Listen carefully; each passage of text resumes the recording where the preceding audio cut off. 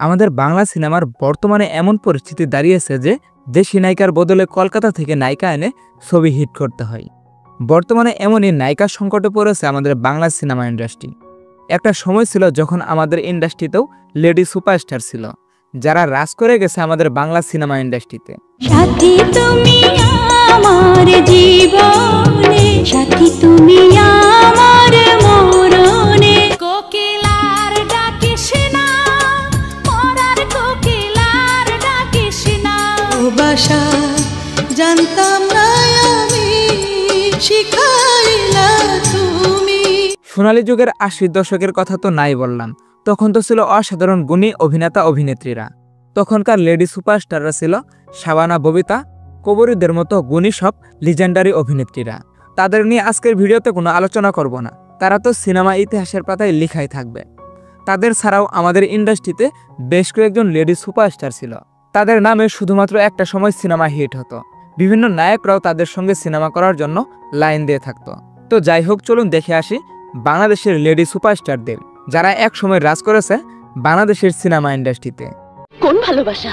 একটি হাতের আংটি পরিয়ে গ্রামের একটি সহজ সরল মেয়েকে যে মিথ্যে সান্ত্বনা দিয়ে এসেছিলেন, সেই ভালোবাসা? মিস্টার কমিশনার, আমি বলতে চাই, যার গলায় পরিয়েছেন পদকের মালা, তার গলায় পরানো উচিত ছিল জুতোর মালা। পিস্তল লাগবো না, টিপা হান্দায়। আপনারা অনেকেই বলিউডের শ্রীদেবী মাধুরী এবং পশ্চিমবঙ্গের মহানায়িকা সুচিত্রা সেনের নাম শুনেছেন, যারা নিজেদের নামে দর্শকদের থিয়েটারে আনতে পারতেন। সাউথে এখনও অতিরঞ্জিতের সহিত নয়নতারা ও আনুষ্কা শেট্টিকে লেডি সুপারস্টার ডাকা হয়, কিন্তু আমাদের বাংলাদেশেও শাবনূর, মৌসুমী ও পপিদের স্টারডম ও ক্রেজ কোনো সুপারস্টার থেকে কম ছিল না। ওগো আমার সুন্দর মানুষ, একটা কথা শোনো। আমি তো ছিলাম ভালো, আজ আমার কি হলো সে কথা কইতে পারি না। চুপি চুপি একটু শোনো, কানে কানে একটু শোনো তুমি আমার। যাদের হাসির জন্য পাগল ছিল গোটা একটা প্রজন্ম। 1994 সাল থেকে 2009 সাল পর্যন্ত এই সময়টাতে তাদের নিজস্ব ফ্যান বেজ ছিল, যারা কোনো ছবির পোস্টারে থাকলেই হলে ছুটে যেত দর্শকরা। এখনকার নায়করা হিরোইন কে হবে সেটা ঠিক করে দেয়, কিন্তু এই তিন অভিনেত্রী স্টারডমের চূড়ায় পৌঁছানোর পর নায়কদেরই রেফার করেছে, এমন নজিরও অনেক আছে।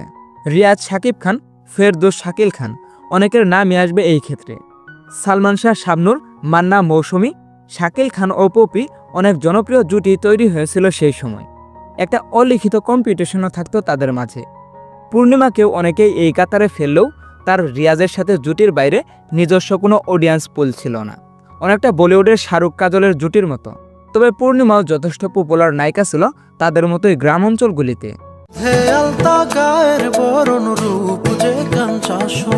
এখন তো বাংলা সিনেমা ইন্ডাস্ট্রির ভরাডুবির সময়ে কলকাতা থেকে নায়িকা এনে হিরোদের কাজ করতে হয়।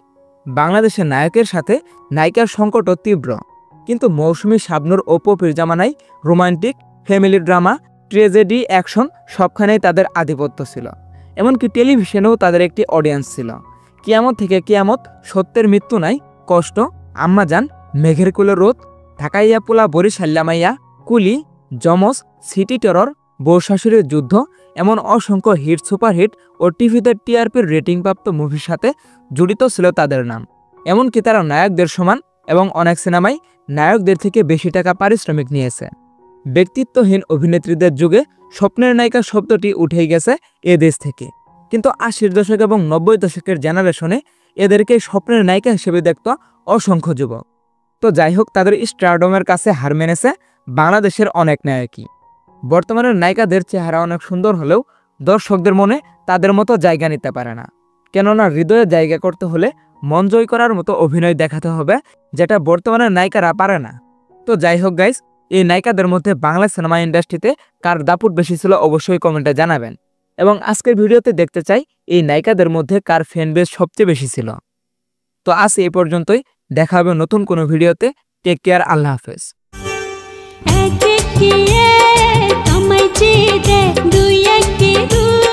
সাথী আমার তুই, বন্দে আনে সমাজ মানা, চ্যাংড়া বন্ধু কেন বুঝে না, শুধু ধরে পীড়িতের বায়না। তুমি আমার সুখের চাওয়া পাওয়া যে